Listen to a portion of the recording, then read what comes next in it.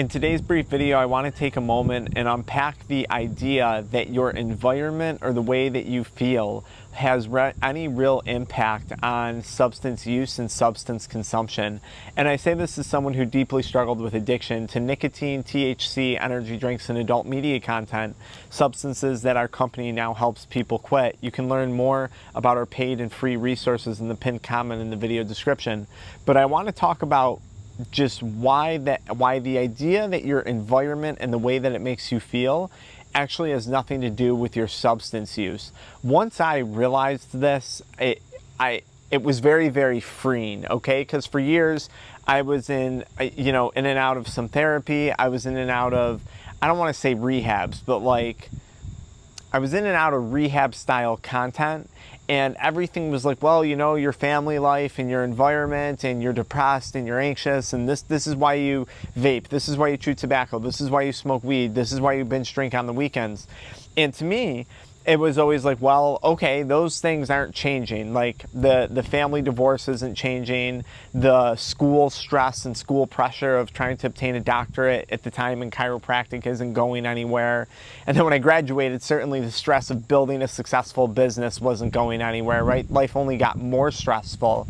And I was like, okay, so this is my environment. It's stressful. There's a lot of drama. There's a lot of anxiety. There's a lot of anger. There's hate, and I'm screwed. And that was kind of my take on it for years when it came to substance use. And then what I came to realize after several attempts at failing to quit smoking weed and quit drinking alcohol and quit all types of stuff, I realized that my environment had nothing to do with it. And I can prove that you're actually probably not that different. I came to understand that whether I was making a lot of money or a little money, I was still getting high, right? I was still smoking weed every night. Whether I was in school and facing the stress of school, or, at a really, really low stress job as I was waiting to start my career. And then once I was actually in my career and had the stress of building my practice, I still consumed weed every night. I still smoked. I still got high. I still abused energy drinks. I still abused adult media content. I still consumed nicotine like a banshee. It didn't matter whether I was living on my own or whether I was living with my mother following her divorce. It didn't matter. I was still getting high every single night. Whether I was wanting to celebrate something or whether I was really down in the dumps and feeling really depressed after, let's say, a breakup or the end of a relationship or something like that, or a business loss or a health crisis, I was continually getting high and using substances. So where I lived didn't matter. Who I was or wasn't dating didn't matter. The people I was living with, right? I got high when I was in college living with my roommates.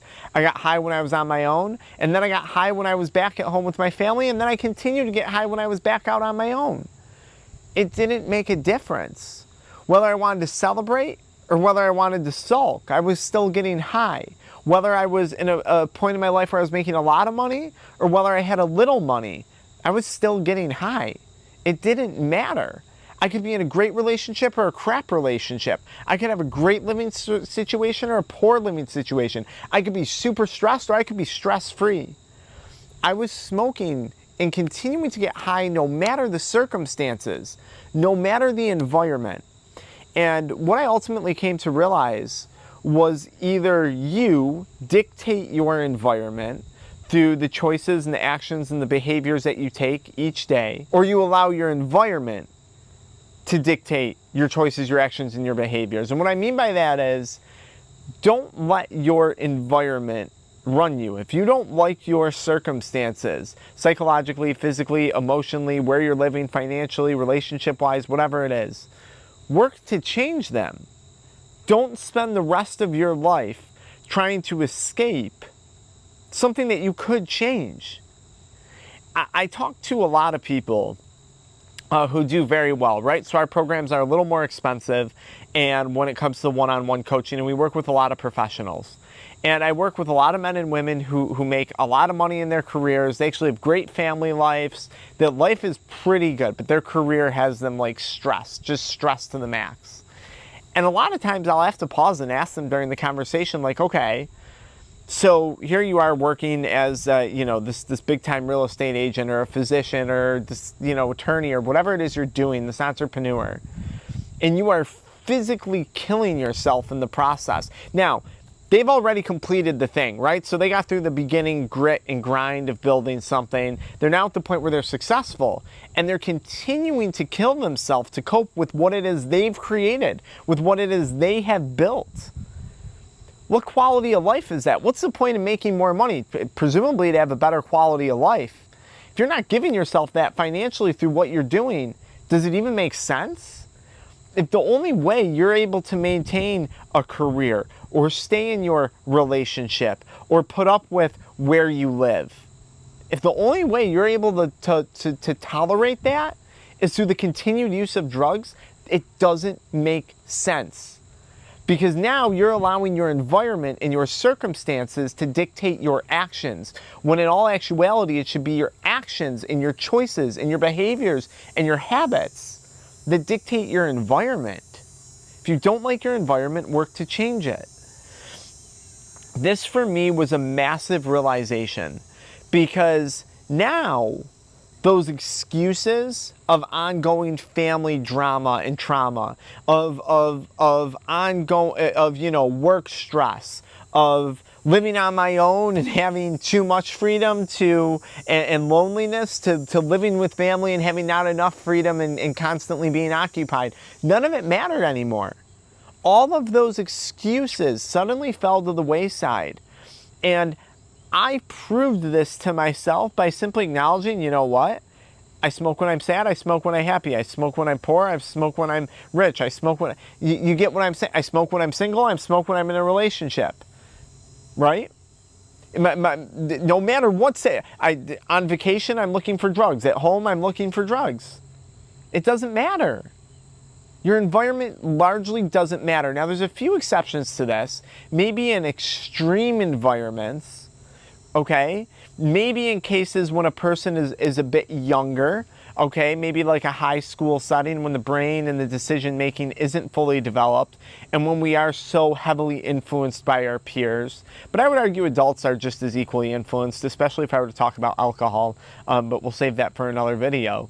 But maybe in some extreme cases, the environment plays a minor role, because you have people who, more often than not, when someone stops using substances, it's in the presence of the worst possible environment. It's just, and during the worst possible life. I talked to a guy the other day who, was struggling with cannabis, but he had quit cigarettes. And I asked him, oh, how did you quit cigarettes? And he was like, someone was harassing my daughter. He physically, he killed the person, was sentenced to X amount of years in prison for this, but there was some self-defense stuff, so he got out. And I was like, when did you quit? And he's like, I actually quit the day I went to jail. And I was like, so you go to jail for some degree of manslaughter, and that's when you decided to quit smoking? He's like, yeah, I knew my daughter needed her dad when he came out. I'm like, that's wild. Talk about crazy circumstances to decide to quit.